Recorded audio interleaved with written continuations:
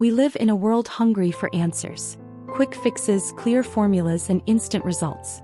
Yet, progress, invention, and breakthroughs are rarely born from certainty. They come from doubt, curiosity, and the courage to think differently. In Think Like a Rocket Scientist, former rocket scientist turned law professor Ozan Varol offers a fascinating and empowering roadmap to help us apply the mindset of aerospace innovators to everyday challenges. It's not about becoming a scientist, it's about thinking like one. And in doing so, you just might unlock a whole new way of seeing the world, solving problems, and achieving your goals. At its core, the book is about breaking free from linear thinking. Too often we rely on outdated logic, rigid assumptions, or unexamined habits that keep us stuck. Varol argues that rocket scientists excel not because they're smarter than everyone else, but because they think differently. They're trained to solve complex, high-stakes problems using a blend of creativity, logic, skepticism, and vision. The same tools that send spacecraft into orbit can help anyone launch bold ideas, rethink their routines, and approach life with a greater sense of possibility.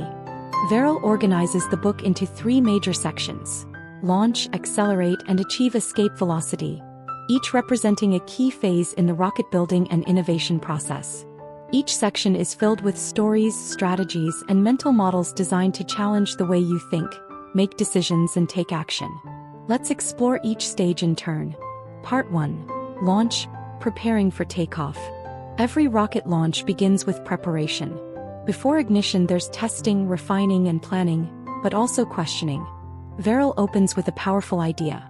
Most people don't fail because they aim too high and miss, but because they aim too low and hit. Our goals are often shaped by fear, routine, or social norms rather than genuine vision.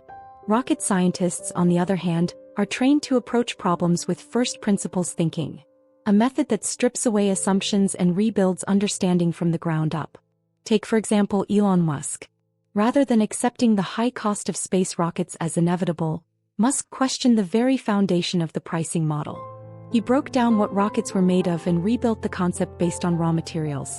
That approach, asking what if we started from scratch, led to the creation of SpaceX and a revolution in private space travel. Varol encourages readers to adopt the same habit.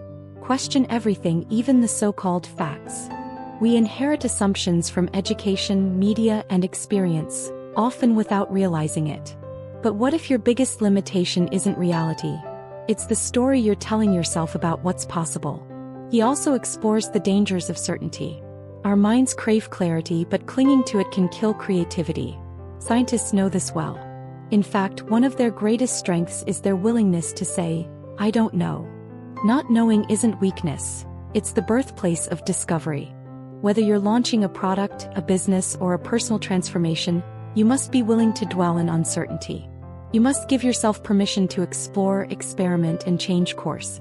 Another essential launch mindset is the ability to think like a beginner. Experts often fall into the curse of knowledge. They know too much and stop questioning what they think they already understand. But rocket scientists constantly run simulations. They try to break things on purpose to learn. This mindset can be applied in any field. Test your ideas, invite disagreement, and embrace feedback. Failure in a controlled setting is better than disaster later. Part 2. Accelerate, building momentum. Once a rocket is off the ground, it needs to accelerate. In this phase, Varol dives into the methods rocket scientists use to build and maintain momentum through smart systems, strategic thinking, and creative leaps. One of the central ideas here is the power of thought experiments. Before physical rockets ever leave the Earth, they're tested in the mind. Einstein's theory of relativity, Schrödinger's cat, and countless other breakthroughs began not in labs, but in imagination. Varol shows how we can use similar tools in our daily lives. Instead of rushing into decisions or following existing blueprints, pause and ask, what are the possible outcomes? What if we reverse this? What if we broke the rules? It's not about being reckless. It's about expanding your field of vision. The biggest threat to innovation isn't risk. It's routine. He also introduces the concept of moonshot thinking. This is the practice of aiming 10x higher rather than 10% better. Incremental improvements can be helpful, but they rarely lead to real breakthroughs. Moonshot thinking encourages us to ask, what would this look like if it were easy? Or radically different? Rather than optimizing the existing system, what if we designed a completely new one? Take Google X's self-driving car project, which didn't begin with improving human driving skills. It started with eliminating the driver altogether. That's the kind of leap that separates game changers from the crowd. But to accelerate effectively, you also need the courage to kill your darlings. One of the hardest parts of progress is letting go of sunk costs, pet projects, or ideas that no longer serve. Rocket scientists are taught to abandon even promising designs if they discover a better alternative. Emotionally, that's hard. But rationally, it's necessary. In business, relationships, and personal growth, we often cling to what worked before, instead of exploring what might work better now. This phase also emphasizes the importance of calculated risk. Varol stresses that rocket science is not reckless. It's extremely cautious, but also daring in its vision. Scientists don't wait until they have all the answers. They make informed bets. They move forward with enough data to justify action but remain flexible enough to pivot if things go sideways. Too many of us are paralyzed by perfectionism. But, as Varol says, the cost of inaction is often higher than the cost of failure. And when you do fail, which you will, Varol encourages reframing failure as feedback. In aerospace, every failure is analyzed obsessively, because it contains the seeds of success. A failed test can reveal a weak point that, once fixed, becomes a breakthrough. We can apply the same logic. Rather than hiding from failure, mine it for insight. Your greatest growth may lie on the other side of your biggest faceplant. Part 3. Achieve escape velocity, reaching new orbits. The final section of the book focuses on what happens when you leave Earth's gravity, or, metaphorically, when you break free of limiting beliefs and systems. Escape velocity is that critical moment where momentum becomes self-sustaining. You're not just thinking differently, you're living differently. Here Varol talks about avoiding the trap of autopilot. Most people live reactive lives, bouncing from task to task, inbox to inbox without questioning the system they're in. But rocket scientists design systems with intention. Every button, protocol, and command is examined with purpose. Varol suggests we do the same with our time, habits, and decisions.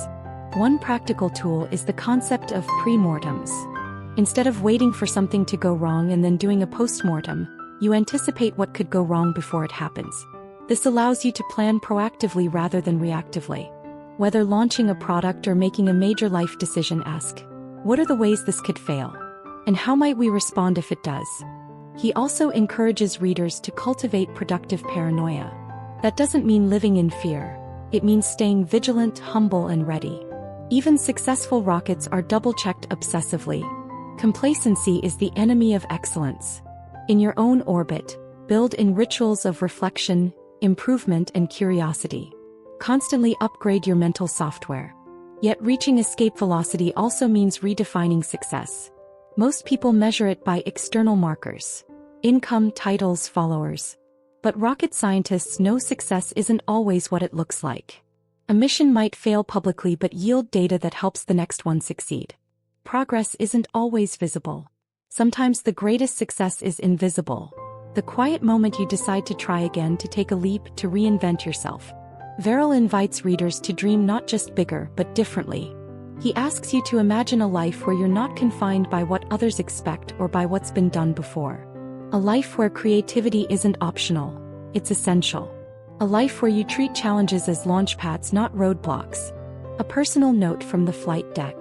What makes Think Like a Rocket Scientist so special is not just its smart metaphors or sharp storytelling, it's Ozan Varol himself. His journey, from being a Turkish-born science nerd who worked on NASA's Mars rover project, to becoming a legal scholar and writer, is a testament to the ideas he shares. He lives what he teaches. His writing is both cerebral and soulful, filled with references from science, history, business, and pop culture, yet always grounded in real human experience. The book doesn't ask you to become someone you're not. It asks you to remember who you were before you were told to stay inside the lines. It reminds you that original thinking is not a superpower reserved for geniuses. It's a skill anyone can cultivate. And perhaps most importantly, it shows you how to move forward not with fear but with wonder. We're all building rockets of one kind or another. Whether launching a business, writing a book, changing careers, or simply trying to live with more purpose. Think Like a Rocket Scientist gives us the tools, the courage, and the mental fuel to build those rockets and ride them toward the stars.